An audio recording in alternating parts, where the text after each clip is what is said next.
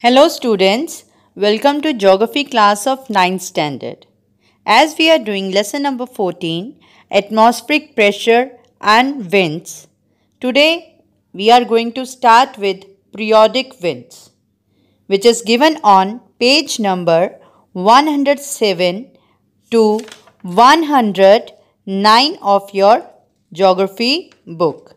The objectives of the day are to discuss about the periodic winds. Let's start the topic with important terms. Number 1, periodic winds. The winds which change their direction periodically are called periodic winds.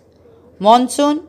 The term monsoon has been derived from the Arabic word or from the Malayalam word monsoon, both meaning season. Land breeze. The land breeze blows from land to sea during night time. Sea breeze. The sea breeze blows from sea to land during daytime. ITCZ, the zone of convergence of the northeast and the southeast trade winds is known as ITCZ. Let's start with the book reading. Students, take out your page number 107, periodic winds. The winds which change their direction periodically are called the periodic winds or the seasonal winds. In one season, they blow in one direction and in another, they blow in the opposite direction. These winds are caused by the unequal heating and cooling of the land and the sea. Monsoons are the best example of the periodic winds. Other winds included in this type are the land breezes and the sea breezes. Let's understand through diagram. Periodic winds. The winds which blow in a certain periods of a day or in certain seasons only due to excessive heating or cooling of land masses and the water bodies, resulting into difference in air pressure causing winds to blow. Such winds may change their direction periodically from which they blow, so they are called periodic winds. Land and sea breeze and monsoon winds are typical examples of periodic winds. Come back to the reading again. The monsoon winds.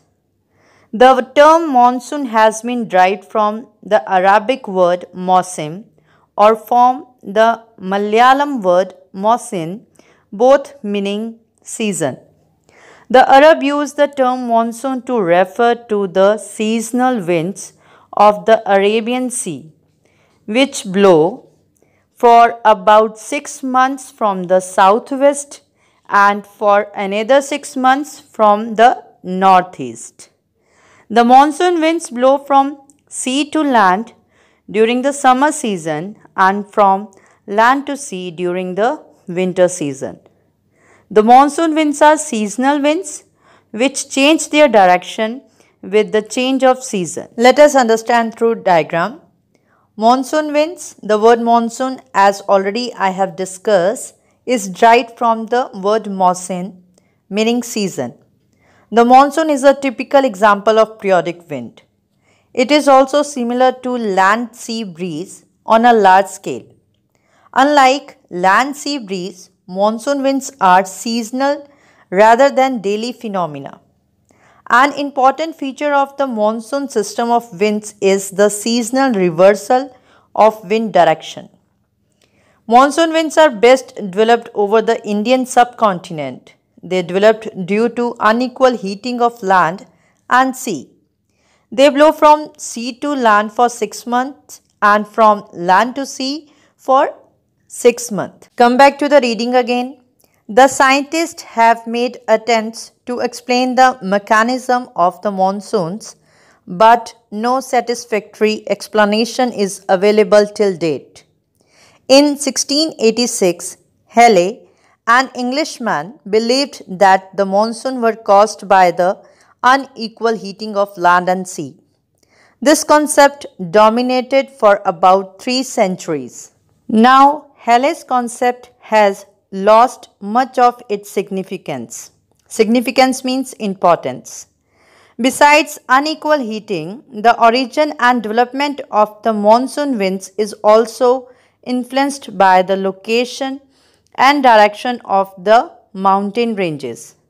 and the conditions of air circulation in the upper troposphere. Let us discuss in detail mechanism of Indian monsoons. The origin of monsoon is not fully understood. There are several theories that try to explain the mechanism of monsoons. Monsoons are mentioned in scriptures like the Rig Vedas, but these scriptures did not make any mention of the monsoon mechanism. The first scientific study of the monsoon winds was done by Arab traders. Arab traders used the sea route to carry out trade with India, and monsoon patterns were of prime importance for them. In the 10th century, Al-Masudi, an Arab explorer, gave an account of the reversal of ocean currents and the monsoon winds over the North Indian Ocean. In 17th century, Sir Edmund Halley explained the monsoon as resulting from thermal contrasts between continents and oceans due to their differential heating. So students, according to Edmund Halley's classical theory, the monsoons are caused by the differential heating of land and sea. Because water has higher heat capacity than land, so ocean takes much longer to heat and to cool than the land. So on this basis, he conceived the concept of the summer monsoon and the winter monsoon. This concept dominated the scene for about 3 centuries. But Halley's thermal concept fails to explain the intricacies of the monsoon. Besides differential heating, the origin and development of the monsoon is also influenced by the shape of the continent, relief features, and the conditions of air circulation in the upper troposphere. Come back to the reading again. The modern theories based on air masses and the jet streams are becoming more relevant. The phenomena of rainfall in the South Asian region has helped in understanding the mechanism of the monsoon winds. According to the air mass theory, trade winds in both the hemispheres meet each other near the equator. The meeting place of is called Intertropical Convergence Zone (ITCZ). This is the zone of the ascending air. The ITCZ shifts to the north and to the south of the equator with the change of seasons. Let's understand this. Modern theories. Besides differential heating, the development of monsoon is influenced by the shape of the continents, orographic mountains, and the conditions of air circulation in the upper troposphere, that is jet streams. According to the modern theory or air mass theory, the monsoon is simply a modification of planetary winds of the tropics. The theory is based on the migration of ITCZ based on seasons. So students, according to air mass theory, the southeast trade winds in the southern hemisphere and the northeast trade winds in the northern hemisphere meet each other near the equator. The meeting place is called the Intertropical Convergence Zone (ITCZ). This is the region of ascending air, maximum clouds, and heavy rainfall. The ITCZ shifts north and south of the equator with the change of seasons. During the summer season, with the apparent migration of the sun northwards, the ITCZ shifts northwards. Thus, the southeast trade winds cross the equator and blow in the southwest to northeast direction under the influence of Coriolis force. These displaced trade winds are called the southwest monsoon. Come back to the reading again. During the summer season, the ITCZ shifts northwards due to the migration of the sun towards the Tropic of Cancer. Thus, the southeast trade winds cross the equator and blow from the southwest to the northeast direction under the influence of the Coriolis force. Students, Asia lies in the northern hemisphere. During summers, on 21st of June, the rays of the sun fall vertically over the Tropic of Cancer due to the northward apparent migration of the sun. The land masses of Asia gets intensely heated. A low pressure is formed in the interior of Asia and over northwest of the India. The low pressure formed over northwest India is separated from the Asian low pressure by the Himalayas. On the other hand, the Indian Ocean remains relatively cool during this period, so high pressure exists over it. There is a strong pressure gradient. The southeast trade winds of the southern hemisphere blow from Australian high pressure and cross the equator. On crossing the equator, they are deflected towards the right side as they enter the northern hemisphere. This happens due to the Coriolis force. They blow as southwest monsoon winds over the Arabian Sea towards the intense low pressure of Asia and Indian subcontinent. As the southwest monsoon winds blow from sea to land, they are moisture laden, so they bring good amount of rainfall in the Indian subcontinent. And during winter season, the sun rays fall vertically over Tropic of Capricorn on 22nd of December due to apparent migration of sun southward. The landmass of Asia cools down rapidly. Consequently, an area of high pressure develops over the interior parts of Asia and over the northwestern part of India, which are separated by the Himalayas. On the other hand, the Indian Ocean remains warm and center of low pressure develops over it. The cold, dry winds blow from the area of high pressure land towards the low pressure, that is sea.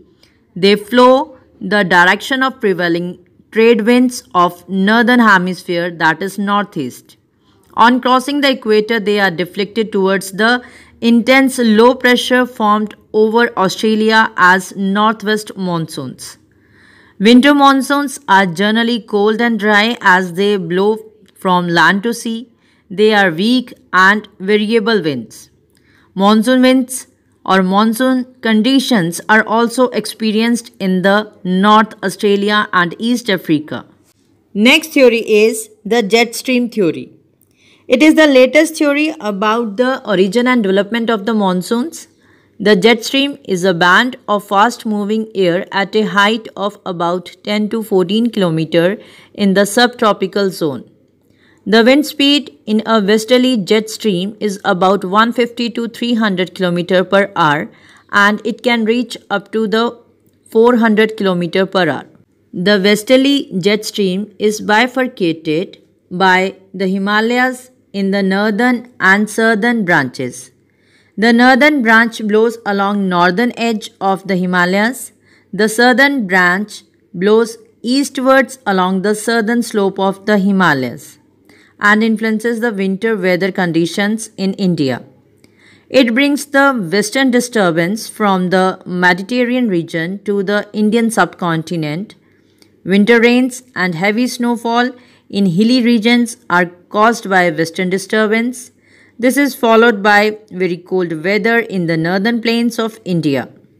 The easterly jet streams are due to the reversal in upper air circulation caused by the northward shift of sun in summer season. It is mainly caused by the heating of the Tibet Plateau. This leads to the development of easterly cold jet streams over peninsular India. The easterly jet streams helps in the sudden onset of the southwest monsoons. Come back to the reading again. The summer monsoons give highly variable weather with frequent spells of drought and heavy rain. The winter monsoon are a gentle drift of air in which the winds generally blow from the northeast. Students, these points shows the worldwide distribution of monsoon and its characteristics feature. The unique feature of monsoon is it is uneven in nature. That is, some regions receives over 200 centimeters of rain and suffer from floods, while other receives less than 50 centimeters annually and experiences semi-desert conditions or drought. Outside the Indian subcontinent, in the East Asian countries like China and Japan, the winter monsoon winds are stronger than the summer monsoon winds. This is due to the nearness of the sea. The monsoon winds, when reach the coastal areas of China and Japan, are full of moisture, and being in the temperate zone, the rate of condensation in these countries are more than the tropical zone. These winds blow mostly in the tropical zone, but sometimes they get extended even in the temperate zone in Asia. North Australia and Madagascar also experience monsoon winds. This is due to the northeast monsoon winds, as the northeast monsoon winds blow from interior of the continent to the sea, and it is cold and dry winds. North Australia and Madagascar also experience monsoon winds due to the presence of the high pressure area east of Madagascar. The intensity and position of this high pressure area affects the Indian monsoon. Come to the next point, the land and sea breeze. The land and sea breeze are experienced in the narrow coastal areas. The sea breeze blow from sea to land during daytime, and the land breeze blow from land to sea during night time. These winds are caused due to the unequal heating and cooling of land and water. Students, land and sea breeze are called periodic winds as they occur only during certain periods of the day. They are sometimes also called local winds as they blow in the coastal areas only. These winds are caused due to the difference in the rate of heating and cooling of the land masses and the oceans. During the day, the land masses get heated more rapidly than the neighboring oceans. The heated air rises up, leading to low pressure over land. In contrast, the temperature over the neighboring ocean is lower, and therefore the pressure over ocean is higher. As a result of this, the winds start blowing from sea to land in the afternoon. These are called the sea breeze. The air moving in the form of sea breeze is humid and cool and lowers the temperature over land in the coastal regions. During the night, the land cools more rapidly than the ocean, whereas ocean is comparatively warmer. Such a situation leads to a higher pressure at land and lower at ocean. Therefore, the winds blow from land to sea. This flow of air from land to sea is called land breeze. The system of land and sea breeze being confined to the coastal regions, its influence on weather conditions is also restricted to coastal zone. Let us repeat this. The sea breeze. The land is heated more quickly than the adjacent sea during the daytime. This causes the warm air on land to expand and create low pressure area. The adjoining sea is cooler and has comparatively high pressure area. This forces the cool air from the sea to blow towards the adjacent land. The sea breezes being to blow at about 11 am and stop blowing around 8 pm. The cooling effect may reach up to the 60 km inland. Due to sea breeze, the weather becomes pleasant. Sea breezes are more active during the summer season. The velocity of sea breeze varies from 20 km to 40 km per hour. On the other hand, the land breezes, after sunset, the low pressure over the land is weakened due to the quick loss of heat through outgoing long-wave radiation from the land. Thus, the position of the high and the low pressure regions is reversed at night. Now, high pressure prevails on land and a comparatively low pressure on the adjacent sea. This causes the movement of winds from land to sea. The land breeze, which are dry in nature, are comparatively weaker than the sea breeze. With that, we have completed today's topic. Hope you understand. We will meet very soon with the next topic, local winds of the world and India. Till then, have a nice day.